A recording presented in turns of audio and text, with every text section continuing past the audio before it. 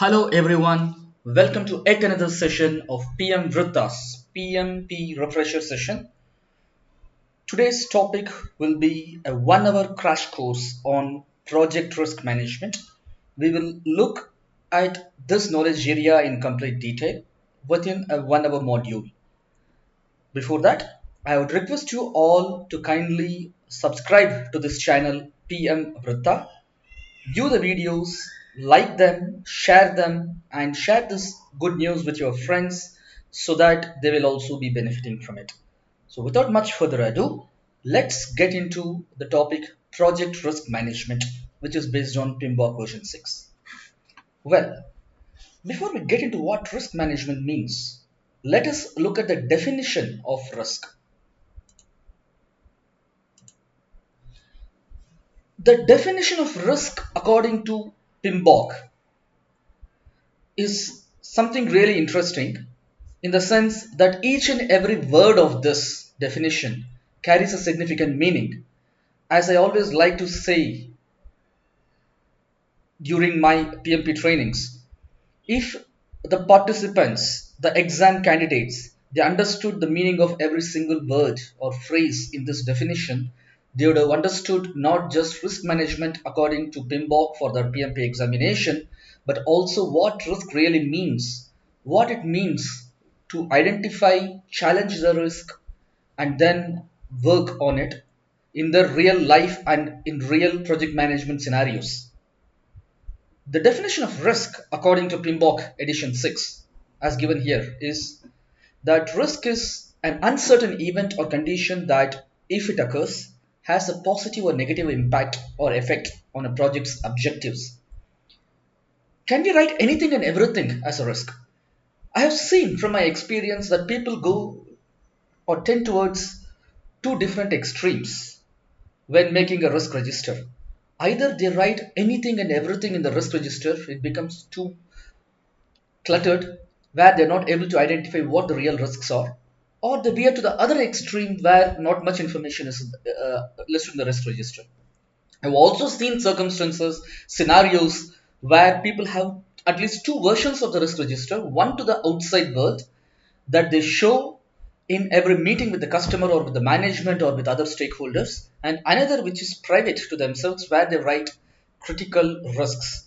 Example: imagine there is a risk that a critical resource is needed but may not be available simply because this critical resource reports to your peer project manager with whom you do not have a good rapport with. It is a big risk, and you are in danger of missing your project's delivery expectations because the resource is not available, and you are not in a position to demand or request this resource from his or her reporting manager, who is your peer project manager. Is this not a very severe and critical risk that should be highlighted to the outside world? It is, but you're not going to write such a risk in your public risk register. But in your private risk register, you will be writing, hey, I have need for so and so resource who is reporting to this peer manager of mine, and I do not have a good rapport with this project manager, and that is something that I need to work on.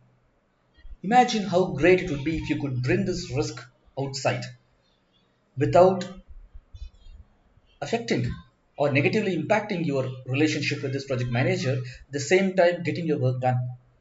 So writing risk is an art as much as it is a science. And there is nothing that says you must maintain some risks in a separate register that the outside world does not see. So, how do you identify a risk? How do you write a risk in such a way that it helps you really to overcome any challenge in your project so that your project's outcomes or objectives are not affected? That's an art. And what differentiates a good project manager from a great project manager is how you identify the risks, how you articulate your risks. It's not about the quantity, not about the number of risks that you have mentioned in your risk register, but the quality. How beautifully you have identified the risks, how you have prioritized the risks. This is important, this is not important. I will attend to this risk first and this risk next because of so and so reason. And whether I am taking a cannon to kill a mosquito, what are my risk measures? How do I choose which measure to apply to which risk scenario? How do I evaluate whether my risk measures are really effective?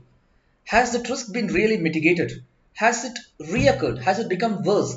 Have I created additional risks in my effort to mitigate existing risks? The entire cycle, what I talked about just now, that's what PMBOK also talks about through its 7 processes in risk management. An uncertain event or condition means that there is no guarantee that this event or condition occurs. But any uncertain event is not a risk. For an uncertain event to be classified as a risk, it must have an effect on the project's objectives. What are the objectives? Obviously, scope, schedule, and cost. So that it could also affect your quality, your resource situation, procurement, and everything, but mainly your scope, schedule, and cost.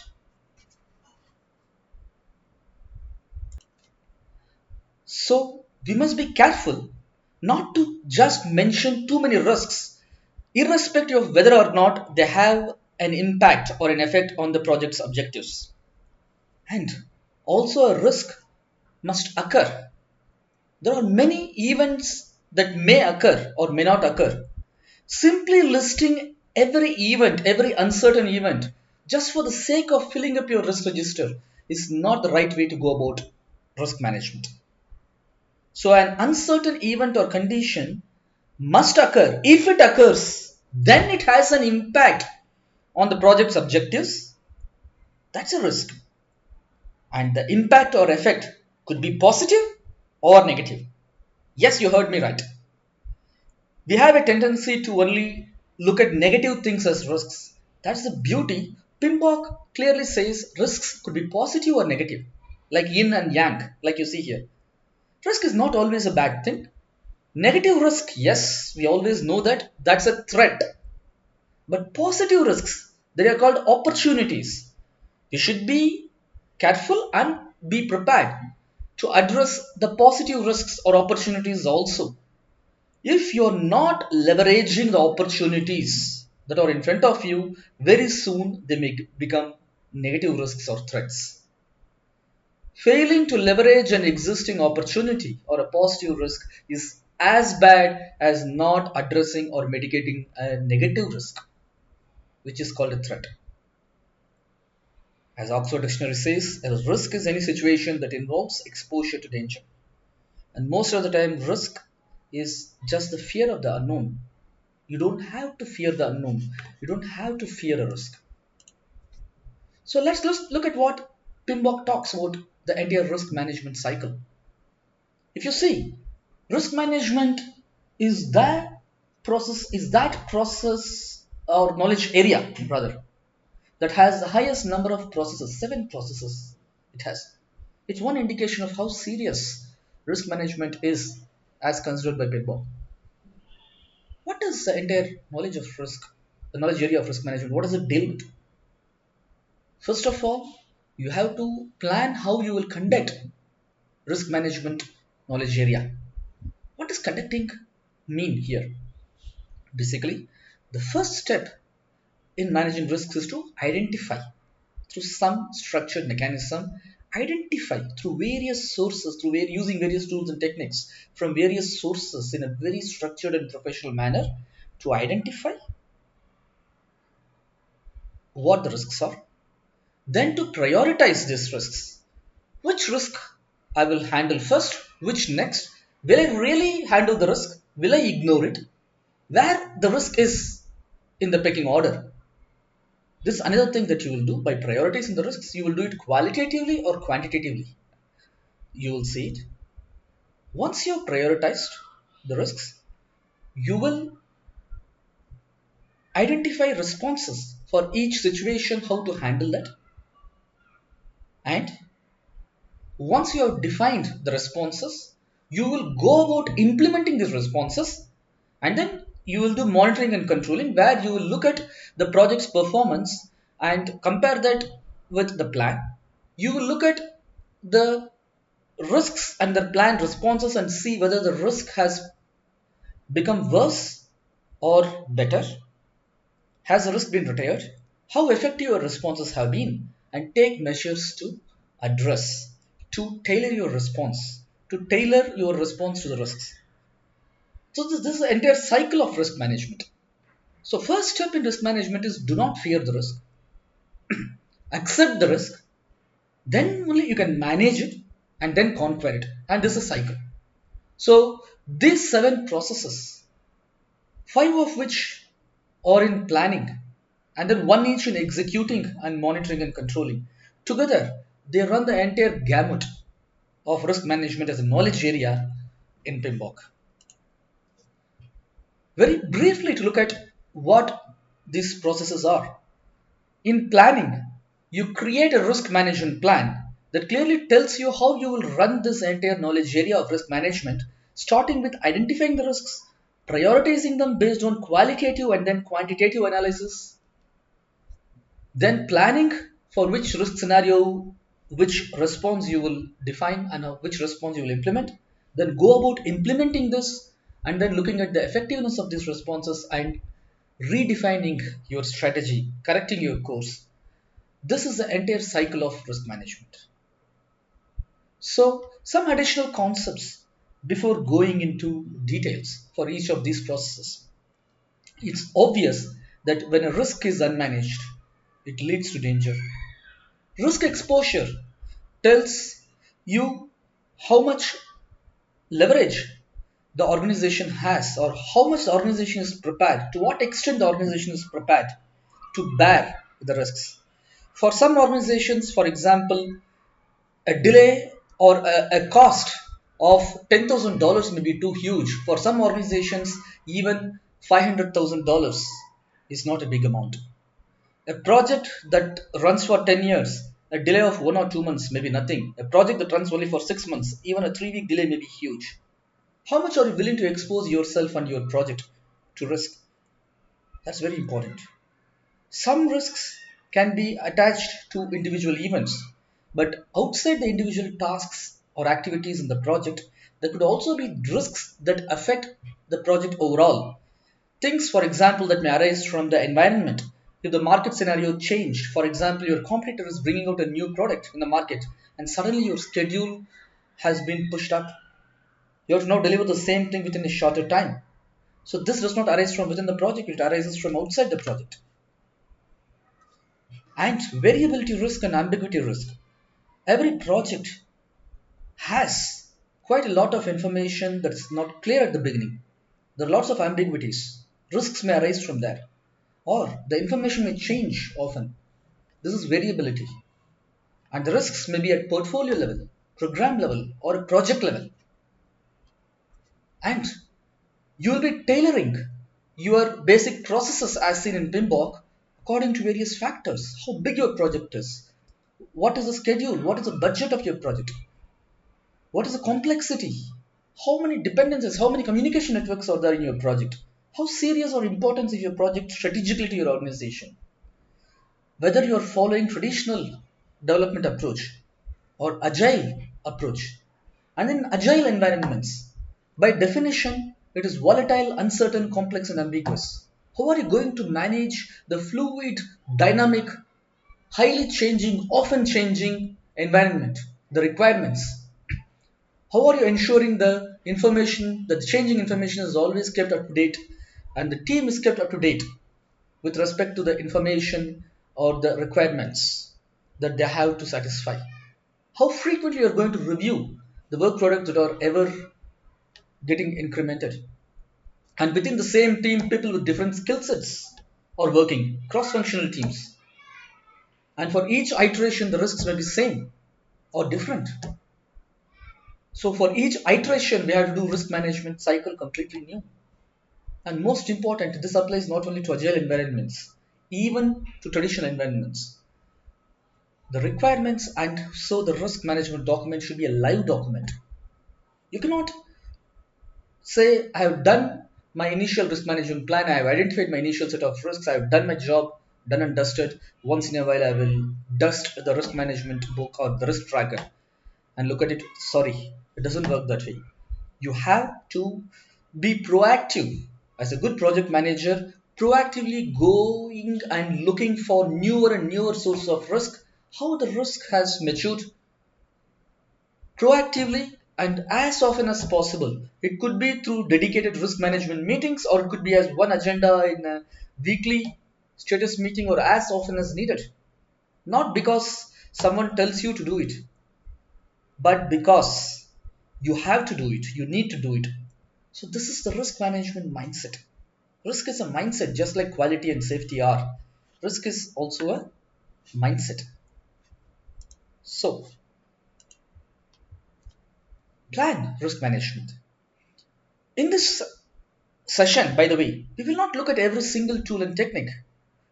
We will look at only those specific ITT and O that's really important and makes some sense talking about, because this is a short 1 hour session in which it's more like a crash course in risk management. So, project charter.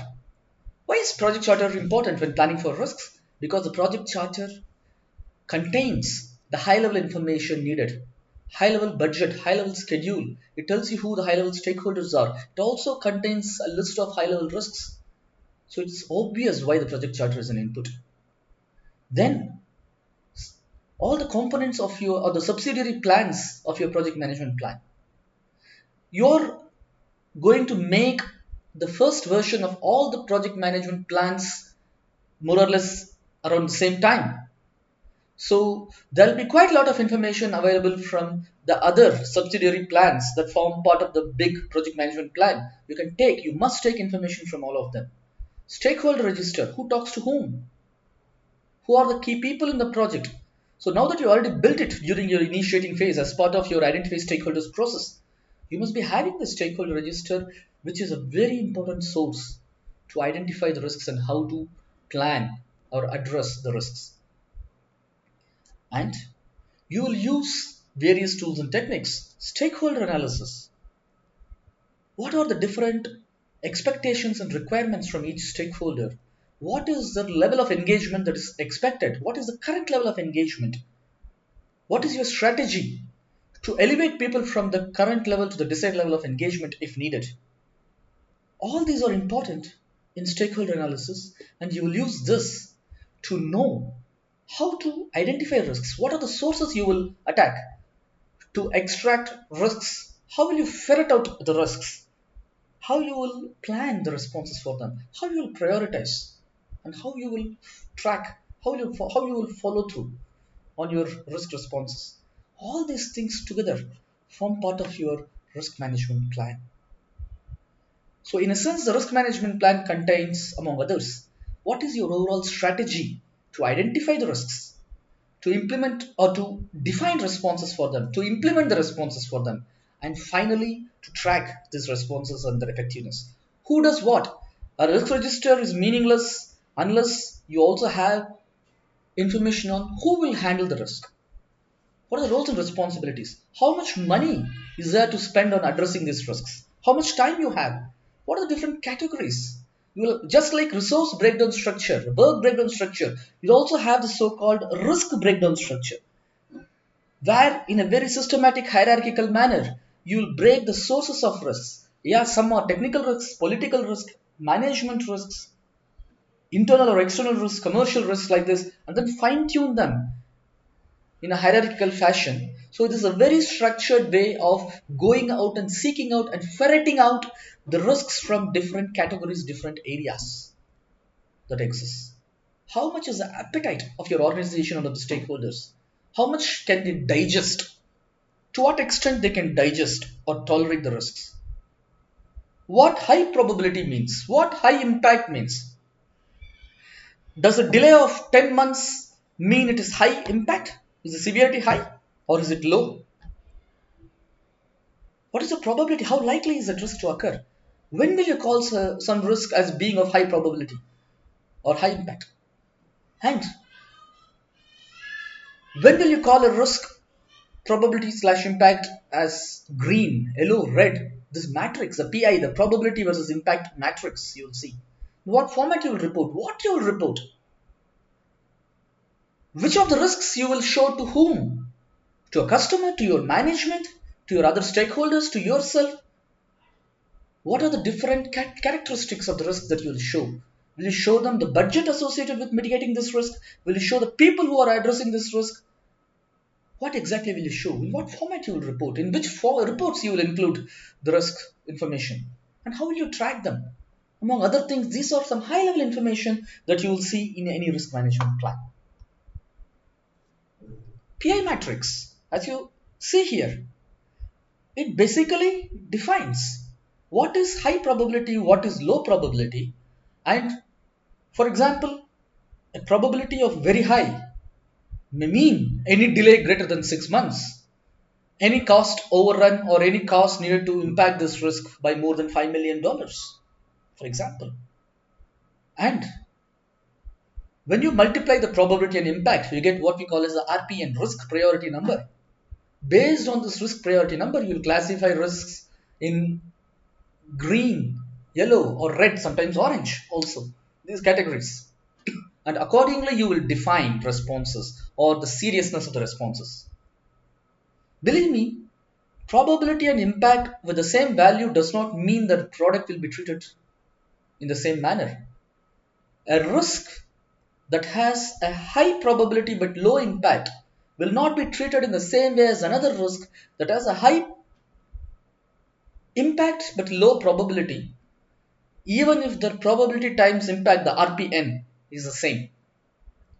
This is the same as, for example, my package may get damaged in rain and there is a high probability it is going to rain, and imagine a probability on a scale of 10, a probability of 6, and if it gets damaged, the worst thing is maybe the outer cover of my package gets damaged but not much impact to the contents inside. So on a scale of 1 to 10, again the impact is not more than 3. So 5 or 6 times 3 is 18.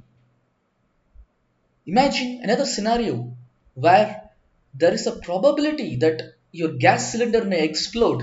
On a scale of 10, it's only 3, 30% chance the cylinder may explode. But if it explodes, the impact is 10. Or for example, the impact is 6 again. So 3 times 6 again 18. But you're not going to treat these two scenarios just because the RPNs are same. You're not going to treat these two scenarios the same. You will rank the second scenario where the impact is high but probability is low. This thing at a much higher scale than the other one where the probability is high but impact is low. So these are some things you will define. There is nothing set in stone. You as a project manager will define how you will treat each of the risks. That's contained in your risk management plan. Now that you have planned how you will conduct the risk management knowledge area in your project, you are going to start identifying the risks. You will start with the source of risks in a hierarchical fashion with the risk breakdown structure as you saw earlier. Anything and everything you can use, you will use as a source. Every single subsidiary plan in your project management plan could be an input to this. Your scope, schedule, cost. We saw that risk is an uncertain event that affects any of the project's objectives. So what are the project objectives? Scope, schedule, cost, quality, for example. Where are they? In the plans, you will see them. The scope baseline, schedule baseline, cost baseline. Your assumptions log. If any of your assumptions turns true, well, it's a risk. If it turns false, it's a risk. Requirements documentation.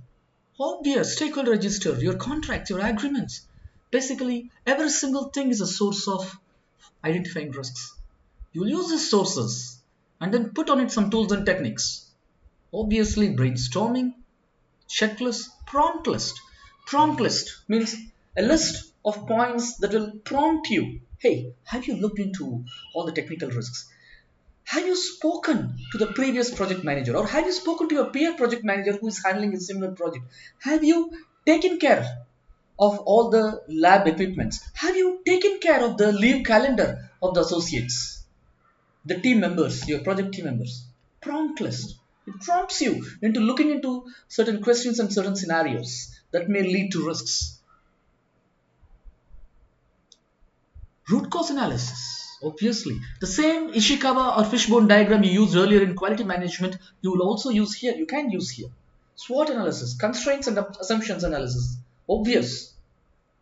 With all this, you will create the first version of your risk register. Remember, I'm saying it's the first version because risk register gets created now, but it does not get completed. As you progress through the various phases, the various processes, your risk register gets added with lots of information about the risk. More risks get added, and throughout the course of the project, your risk register will be enhanced with newer and newer information. Your risk report is basically an extract or a summary from your risk register that contains only the key risks and the key characteristics of any risk, depending on the stakeholders and depending on the project phase, depending on the scenario, depending on the forum where the report is being presented. Based on how or what you have identified in this process, you'll also update your assumptions list, assumptions log, issue log, everything.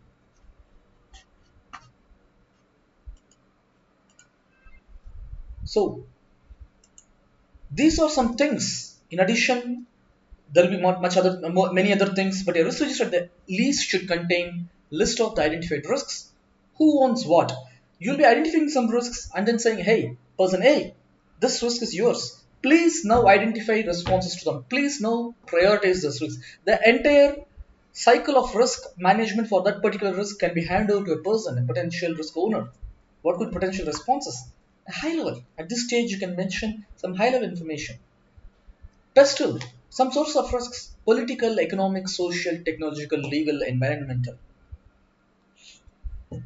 Technological, environmental, customer, organizational, political, for example. VUCA. There are various sources. This is just a sampling of various sources where you can go about looking for your risks. As I said in a risk report, you will mention not only the individual risk but also the overall risks. What drives? What are the driving factors that will expose your project and your organization to risk? So, who will handle what? What are the positive and negative risks? Categorization, some KPIs, metrics associated with the risks. These are some things you will mention in your risk report. You will conduct a risk workshop where you will do both quantitative ideation, which is brainstorming, and qualitative ideation. Some of the techniques, for example, focus groups, nominal techniques, affinity diagrams, anything and everything that will qualify the number of risks, the ideas for risks that you got from brainstorming into workable measures. You'll do everything. You'll also be identifying some residual risks. Even if you're implementing the responses, a risk will not be mitigated 100%. There will still be some of that risk still open. That is a residual risk. And then there's a secondary risk. In your effort to mitigate a risk, you are basically creating another risk. A simple example: imagine it's a rainy day. You plan not to take your two wheeler but your car because you want to mitigate the risk of being drenched in rain. But then, yes, you are mitigating the risk of being drenched in rain by taking the car, but then you're introducing a risk, another risk that does not exist before, which is slight delays. Because you're taking your car, you cannot weave your way through the traffic, so you will have to wait behind some bigger vehicle. You cannot weave your way through the traffic, so slight chance of delays. Probably you're arriving late to your meeting. This is secondary risk that was created because you took some steps to avoid or mitigate another risk. Vaccination. None of us will say we will not vaccinate our child because the child will develop a fever. It's known that a child developing fever, crankiness after vaccination is a good sign because it means vaccination is taking effect. So the secondary risk here is that the child is developing fever when we are trying to mitigate the primary risk that the child will get some disease in the future. For that we are vaccinating the child, we are creating a secondary risk where it develops some crankiness in the days following the vaccination. Now, so these are some samples from risk register, how you will write, how you will articulate the risk. For example, one risk is poor availability of experts and certified architects that will impact the schedule of the project. Yes, what will it mean? It means that at the right time I will not have the right people delivering. There will be delays. And what is a probability that will occur? If it occurs, what is the impact on the project outcomes with respect to cost or schedule or quality of the deliverables? And what are the measures? And before implementing it, what was the RPN, probability times impact? After implementing, what is the new RPN? So all these things will be mentioned in the risk register. At least you will create fields for them in the risk register, and as you go through the project, you will keep measuring the effectiveness of the responses that you've done, and you will update the current value of these numbers. Now that you have identified the risks, the next step is to prioritize them. You will do it in two steps. The first step is qualitatively, where you will use probability and impact plus a few other parameters and then prioritize the risks. And then at a second level, you will do it quantitatively, where you put some numbers. Imagine you go to your manager and tell them, I have a risk of one associate leaving, and that will create delays in my project. Yeah, your manager will say, yeah, fine, why are you telling us? So what? Imagine instead you go and tell your management, person X is going to go on a 2 week leave for some reason. That's going to create a 2 month delay in your deliverables and a potential penalty of $10,000. You put a number in terms of schedule and cost. Imagine your management will now sit up and listen to you. That's the power of numbers, and that's the power of quantitatively analyzing the risks. For example, a tester is not available for 2 weeks, but the delay will not be 2 weeks because the test equipment will not be available immediately after that. Maybe for 2 months it's occupied. So unless you do the test during those 2 weeks, you will not have the test equipment. And a 2 week unavailability of your tester will push the project not just by 2 weeks, but it may push by 2 months. And you may have a penalty clause in that, $10,000. So this is what I'm talking of, qualitatively and quantitatively analyzing risks. You will take the current version of the risk register that you have created with the list of risks, with other information that you're given like owners of the risk, some high-level mitigation actions, everything, and you will work on it. You'll use some tools and techniques. One thing is you'll analyze the quality of the data, first of all. Before even jumping into working on the risk, you'll see, hey, this data I got for the risks, is it, what is the integrity of this data? What is the quality of this data? Is this correct? Is this wrong? What is the source of this data? Should I take it with a pinch of salt? And after analyzing the quality of the data that you have got, then you will do the probability and impact assessment we saw using the probability value, impact value, risk priority numbers. You will use the PI matrix and everything. You will also use some other parameters that we will see now. Using all these things, hierarchical charts we saw earlier, we will do a qualitative first level analysis of the risk. The target in both qualitative and quantitative risk analysis is you'll get some factors based on which you will identify which risk should be treated earlier or later, how much importance or weightage does each risk carry, prioritizing the risks. That's very important. That's the key reason behind doing risk analysis. Some of the risk characteristics we will see here.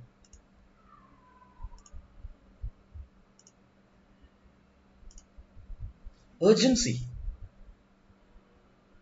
Should I attend to this immediately or can I wait? The time within which the risk response has to be implemented so that it's effective. Unless I implement the response within this period, sorry, it's meaningless. Proximity. The time before which the risk will have an impact on any of the project objectives. Till that time, the risk will not show, the risk will not have an impact on the project objectives. Only after that, that's a proximity parameter here. Dormancy, the time that elapses by when the impact is discovered. Dormant, sleeping risks. Manageability, Can I manage the probability or impact of the risk? Can I control it? Can I control the outcomes affected by the risk? Can I control the impact of the risk? Detectability. Will this risk be easily detectable or not? Connectivity. Is this risk a standalone risk or does it have an impact on some other risks? Some other individual project risks? How connected it is to other project risks? Strategic impact. The risk's potential to have a positive or a negative impact on the organization's strategic goals. And then an interesting parameter, propinquity. How much the risk is perceived to matter by the project stakeholders. A risk may not have a high probability of occurrence or not a high impact even when it does occur. But if some of the key stakeholders, it could be your customer, it could be your manager, if they see that risk, if they perceive that the risk really matters and it matters high, even this perception, then there may be a need you have to prioritize this risk higher up the pecking order. That's called propinquity. How much the risk is perceived to matter by the project's key stakeholders. And it's not only the PI matrix that you will use, the two-dimensional matrix you will use to plot the risk. Sometimes you will use other parameters. You will also use a three-dimensional graph. For example, here you are seeing detectability versus proximity being plotted along with impact. This is a bubble chart. How big the bubble is shows how severe the impact is of that risk when it does occur. So these are some alternatives to a two-dimensional PI chart. Now that you have prioritized the risks at one level qualitatively, you will give some numbers to it. This is the second step in prioritizing the risks, and this is based on numbers. You will give some numbers that will put a fire under your stakeholders' seats so that they stand up and take notice, so that you will get more support, so that you will know actually which risk to treat a bit more seriously than another risk. There are some tools and techniques, interesting tools and techniques. Monte Carlo simulation. For the PMP examination, it is enough to know that whenever you are going to use a software to identify the probability and impact of a risk, it means you are doing a Monte Carlo simulation. It is software basically. You are feeding quite a lot of scenarios to it, lots of inputs to it, and then you are seeing how each scenario affects the project's outcome. When you have lots of input parameters, you want to know which risk will affect the outcome to what extent, based on which you may take a call to prioritize one risk over another. But simply there are lots of risks or there are lots of parameters affecting the outcome. You will feed them all to a software and it throws out a result. For example, here you are seeing what is the probability that your total project cost will be within certain bounds or outside certain bounds. You're feeding quite a lot of parameters. As you're seeing here, there's 23% chance that the project will finish consuming less than $2.2 million. Or there is 85% chance the project will consume under $2.45 million. So this is Monte Carlo simulation. And then there is something called a tornado analysis, tornado diagram or sensitivity analysis. Basically, it plots the risks from the descending order all the way down. The risk that has the highest impact, for example, in terms of any project outcome, in this diagram you're seeing the cost. You will plot these risks in the descending order of their impact on a selected project outcome. In this example, risk 1 has the highest impact, positive or negative, on say the cost. For example, imagine risk 1 has a very high cost impact on the project and risk 6 has the least. That means it's a message to the project manager, to you, that risk 1 should be prioritized higher than risk 6 if you are considering cost as an impact, cost outcome as an important parameter in your project. So this looks like the tornado. That's why it's called the tornado diagram. It shows how sensitive any particular outcome of the project is to any particular risk. So the project's, in this case, cost outcome is highly sensitive to risk 1 compared to risk 6. So this is a way of quantitatively identifying which risk should be prioritized because the project's outcomes are the most sensitive to that particular risk. And then comes the interesting thing, EMV, expected monetary value. Pardon the figure, it's not earned monetary value but expected monetary value analysis. It's called a decision tree. We're always faced with decisions as a project manager in any project. When you are in a situation where you have to make a decision that may take the project one way or the other, you are evaluating which of the decisions will have the higher or lower impact, and you are combining that with the probability that a scenario may occur, and based on that you are taking a decision.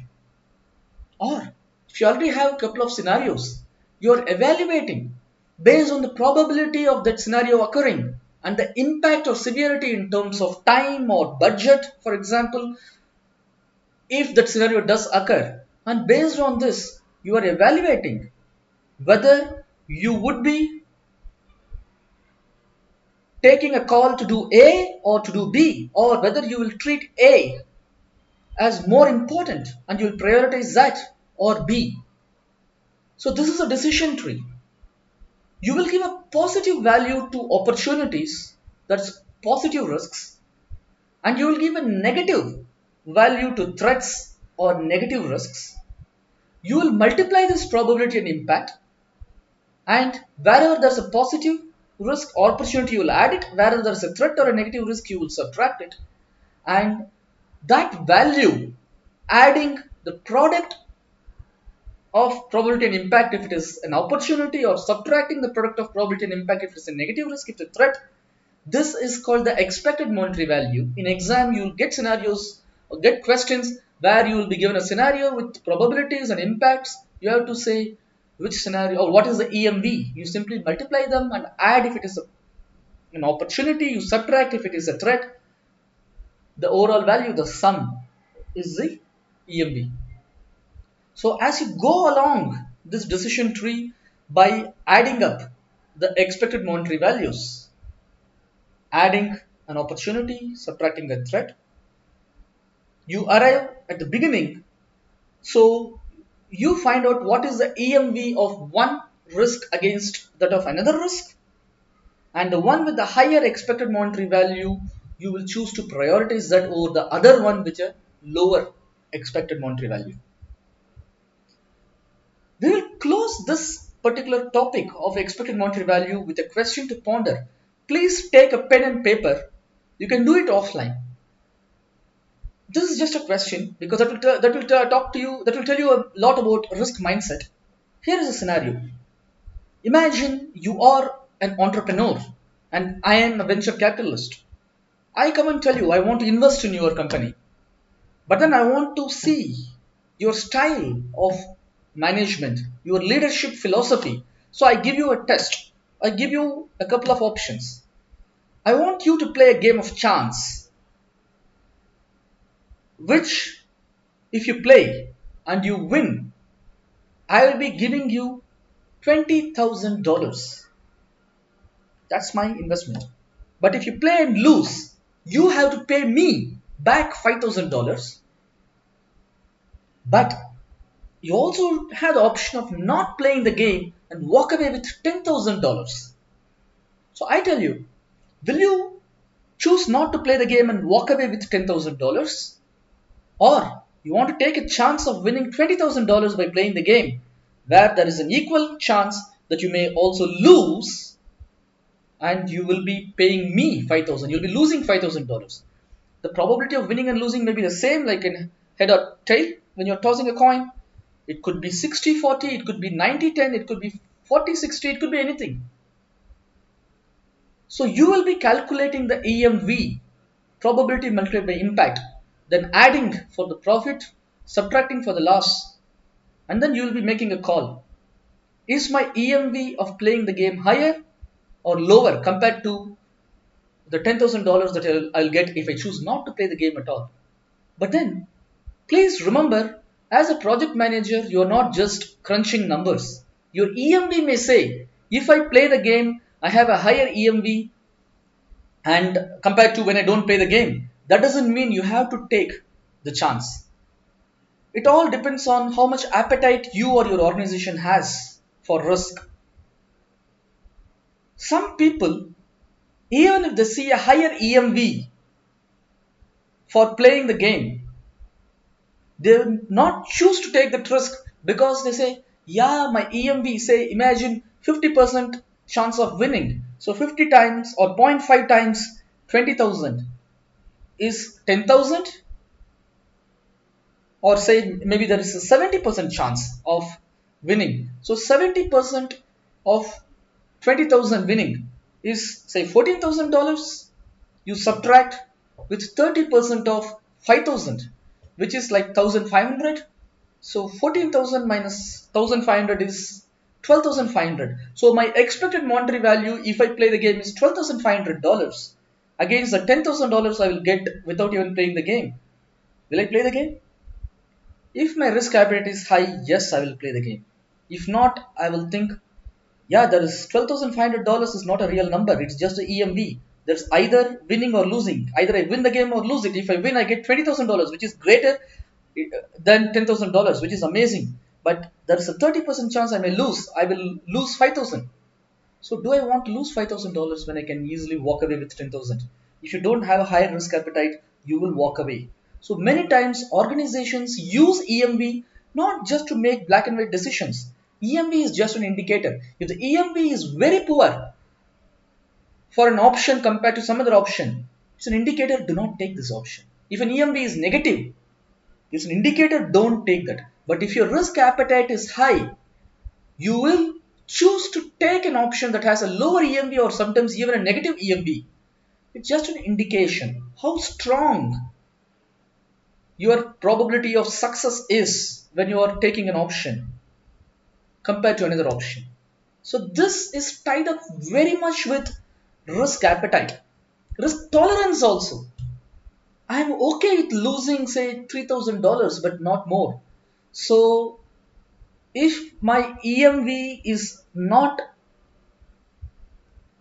less than negative 3,000, yeah, I may take the chance even if it's negative EMV. Who knows? But above 3,000, my tolerance is $3,000. I will not take a chance. So it's not black and white that you crunch some numbers in the expected monetary value analysis, EMV, using a decision tree and then take a decision. It shows how big the risk appetite and risk tolerance of your organization is. It tells a lot about your organization's EEF, organization culture, and your acumen as a project manager, your attitude as a project manager. And of course, another tool is influence diagram. You see here, it's similar actually to decision tree. So you will be using this when you have information that's not complete. We don't want to go deep into this. So these are some ways how quantitative risk analysis is done. Now, you have prioritized the risks based on qualitative and quantitative analysis. Now you have to plan how you will approach them. So there are lots of techniques for approaching the risks, which you will implement later. PMBOK talks of categories of responses. On one side for negative or threats, one side for positive risks or opportunities, and some of them have counterparts on either side of the aisle. See, you can approach a risk with the aim of, say, mitigating it if it is negative or enhancing it if it is positive through various means. Now, you can either choose to work on the cause of the risk. You can either eliminate it or you can enable it. It depends. See, you want to minimize the probability or impact of a negative risk, or you want on the other side you want to enhance it. So if you are going to attack the cause of the risk, that's one option. You can choose to work on the probability and impact of the risk. Yes, another option. You can simply choose to outsource that risk to someone else. Well, so each of these categories has counterparts on either side. When you are attacking the cause of the risk, if it is a negative risk, you are trying to eliminate the cause, which is called avoiding strategy. If you are trying to enable the cause because it's an opportunity, it's called exploiting strategy. When you are avoiding, when you are eliminating the cause of a risk, it usually means removing some activities, maybe from the work breakdown structure, maybe removing some people. Imagine a person is creating negative vibrations in the team, and after multiple attempts to address this, it's not working, you simply remove that person. Yeah, you are eliminating the cause or enabling. Imagine giving risky work packages to be handled by your experts in the team. That's one example of exploiting. What is the use of having experienced team members? What is the use of having experts in your team if you're not going to give the tricky, really tricky work packages to them? You're enabling the cause. You're exploiting. With respect to probability and impact, mitigate it. You're reducing the P or I. Training, prototyping. By prototyping, you are minimizing the cost of making changes if you had actually built up the full scale model or the full software, the full product. By giving a training, you're reducing the probability that people will make mistakes that lead to rework later in the project. Similarly, on the other side, for opportunities where you are increasing the PRI, that's called the enhancing strategy, giving incentives which will increase the PRI. Sometimes you will buy an equipment beforehand when the price is lower, even if it is not needed immediately, if it is needed later. This is one strategy where you increase the probability or impact. Sometimes you may choose to outsource. For a threat, you are transferring it, buying an insurance, making a fixed price contract, so that you are transferring the risk to the seller if cost outruns exist. Equivalently, for opportunities, you share. That's a sharing tactic. You don't have a niche skill in your team. Instead of spending money to hire a person with their skills, instead of training your team members, you can try to partner with another team or organization that has this niche skill. Both of you both of you win. It's a win-win situation. So without partnering, both of you stand to lose. But by partnering, you are basically creating this opportunity and you're sharing this opportunity. Sometimes you cannot do much. You have to simply accept the risk, accept the threat, or accept the opportunity. Accepting does not mean doing nothing. It does not mean no response. It means no actionable response. You will still have to document this risk. Maybe in what you call as a watch list with a trigger. In a watch list, usually, you will list some risks which today you don't want to look at, but you'll set up some triggers and you'll keep an eye out for those triggers. And when those triggers do occur, you will move these risks from the watch list into the main risk register. Imagine, one of your team members has been repeatedly complaining about salary, not satisfied with the working conditions. You will not mention the chance of attrition of this associate in your main risk register, but then you'll put a trigger, you'll put it in a watch list and say, if this associate takes lots of leaves and you start hearing rumors that he or she is going for lots of job interviews, when you hear that, that's your trigger, you will move it to the main risk register. Sometimes you cannot have any actionable response today. You will simply document that and cross the bridge when it comes. This is accept strategy both for threats and opportunities. In PMBOK 6, another strategy got added, which is called escalate. There are good escalations. Escalation is not bad. In PMBOK 6, PMI has accepted that there are risks which are above and beyond your pay grade, which cannot be handled at your level as a project manager and that needs support from your management, from at least a level or 2 above. So escalate is also another acceptable risk response. In essence, you have to understand that you are not Superman. Believe me, I'm trademarking this phrase that I keep telling people. The only way you can be a Superman is by wearing your underwear on top of your pants. We are project managers. We may love to think of ourselves as Supermen, but we are not Supermen or Wonder Women. So please, we have a team that works with us. As a team, we face this together. And of course, once that you have implemented or you have planned these strategies for risk responses, you have to go about implementing them. Implementing is not simply taking this plan and applying in your project. You will face lots of opposition to it. You'll face lots of hurdles. That's why you need interpersonal skills, good team skills, most importantly, influencing without authority. And after you have implemented them in MNC, in monitoring and controlling phase, you will monitor these risks. Have taken these measures. How effective are these measures? Has my RPN increased or stayed the same, or has it reduced? Have new risks occurred? How this risk is matured? Can I retire some risks?